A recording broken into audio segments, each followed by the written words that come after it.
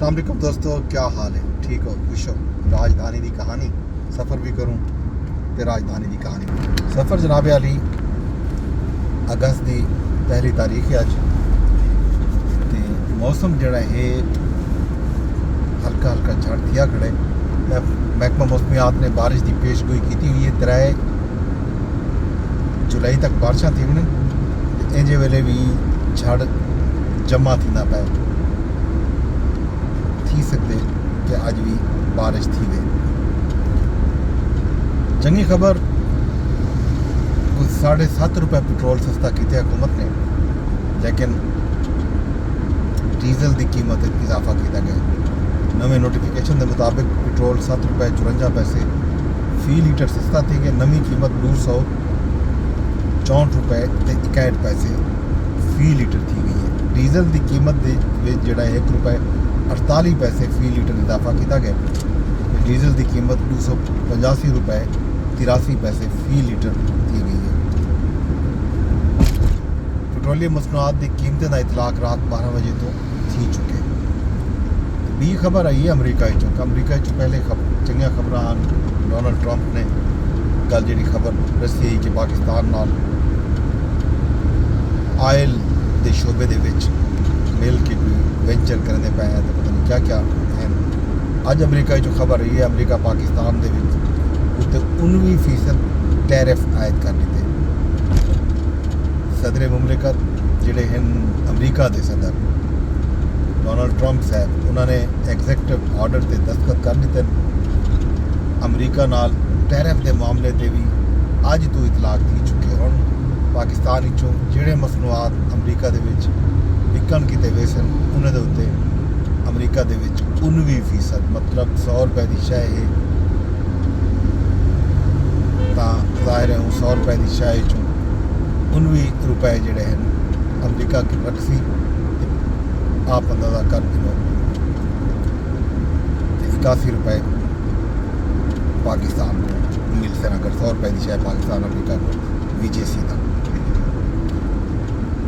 अमरीका की तरफों भारत से 25% टैरिफ आयद किया गया।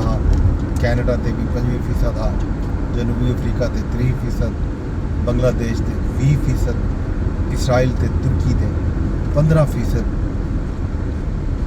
टैरिफ आयद किया गया।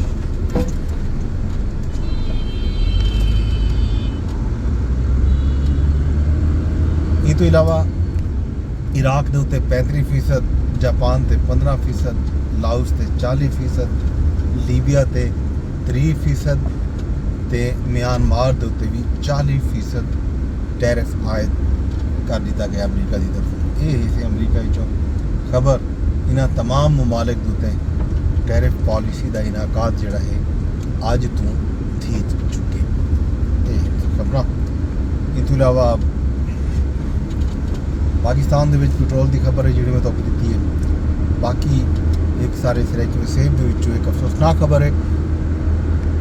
रात कच्चे के इलाके के बस्ती शेखा है सादकाबाद के नाल उत्तर पुलिस चौकी से कच्चे के डाकुओं की तरफों हमला थे। 5 पुलिस एहलकार शहीद थी गए, 2 जख्मी थे। पुलिस के मुताबिक 40 तो जायद डाकुआ चौकी के उत्ते रॉकेट लॉन्चर्स ਅਤੇ हैंड ग्रनेड नाल हमला किए। पुलिस की जवाबी कार्रवाई के एक डाकू भी हलाक थी गया, तो बाकी फरार थी होने कामयाब थी गया। ये है जनाब खैर खबर। बाकी खबर हुए हैं जोड़िया सजाई थी गया उनके उत्ते रद्द अमल जाहिर है आधा पे मजीद भी आसी पाकिस्तान तहरीक इंसाफ की तरफों मुख्तलिफ लोगों को खास तौर पर जोड़े कौमी असैम्बली के अपोजिशन लीडर हैं, सैनट के अपोजिशन लीडर हैं, इन्हों को कल रात शाम कल सजा थी गई। फैसलाबाद की इंसदाद दहशतगर्दी की अदालत ने फैसलाबाद के सरकारी इमलाक को नुकसान पहुँचाया गया। 3 मुकदमात 3 मुकदमात के फैसले आए। उन्हें चों जी बेशतर की आदत है, कम अज़ कम 200 तो वध लोगों को सज़ा सुनाई गई है। वो PTI के 6 MNA शामिल हैं। 3 अरकान सूबाई असम्बली, 1 सैनेटर, मतलब 10 के करीब पार्लीमेंटेरियन को कल सज़ा सुनाई गई है। वो हुण इन सज़ा के खिलाफ वेसन अदालत दे विच दायर है। अदालत दे विच ADC की जी सज़ा है हाई कोर्ट चैलेंज की थी तवन के इन्हें सज़ाई का क्या बन दे ये आने वाला वक्त से। बाकी रही गाल बाकी मुकदमात की, हाली बहुत सारे मुकदमात बाकी है। 9 मई के भी 26 नवंबर के भी, जिहदे कल अली अमीन गंडापुर के वारंट गिरफ्तारी भी जारी थी गया। एक मुकदमे के वारंट बरकरार भी हैं, बाकी मुकदमात के उन्होंने कल वारंट जारी थे। जी प्रोसिक्यूशन टीम है विफाक की भी तो सूबा पंजाब की भी, वो कल बहु मुतहरक पिंडी की अदालतें के इस्लामाबाद की अदालतें उन्होंने बाकायदा परसूख किए और जोड़े लोग इन्होंने मुकदमात के पेश ना पे थे उन्होंने खिलाफ वारंट जारी थे।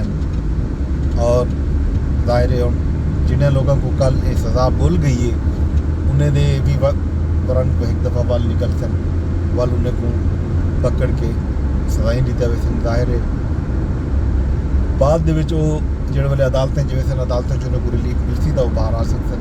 सूरत दीगर हुण इलैक्शन कमीशन की वारी है। इलैक्शन कमीशन पहले भी जो opposition leader Punjab assembly Malik Ahmad Khan खच्चर उन्होंने सज़ा तो बाद सरगोदा की इस्तिदाद दहशतगर्दी की अदालत उन्हें को सज़ा दी है।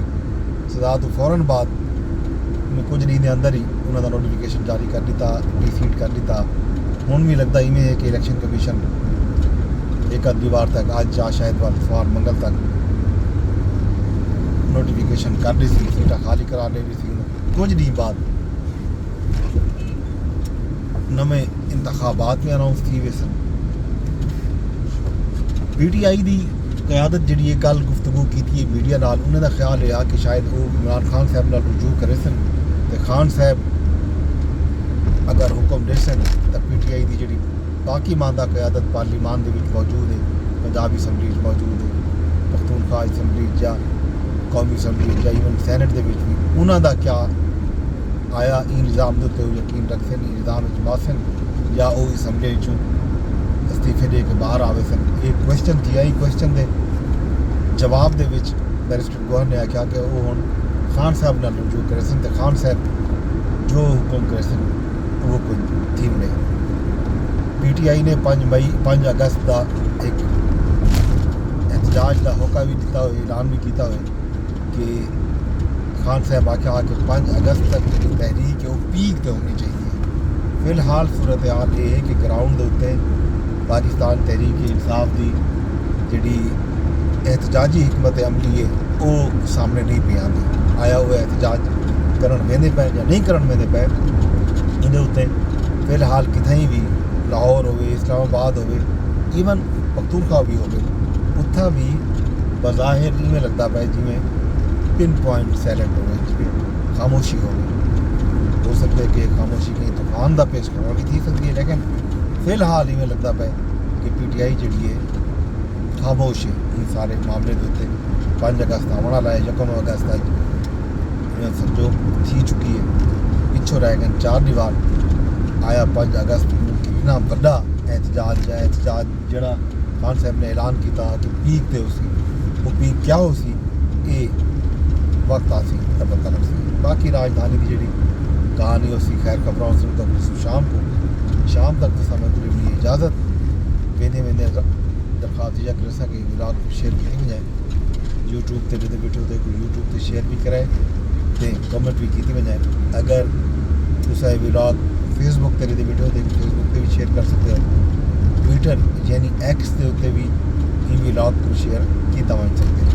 तो यूट्यूब से यानी चैनल को लाजमी सब्सक्राइब कर चुका है। शाम को मिलसूँ, शाम तक मैं इजाज़त रब सोने के हवाले।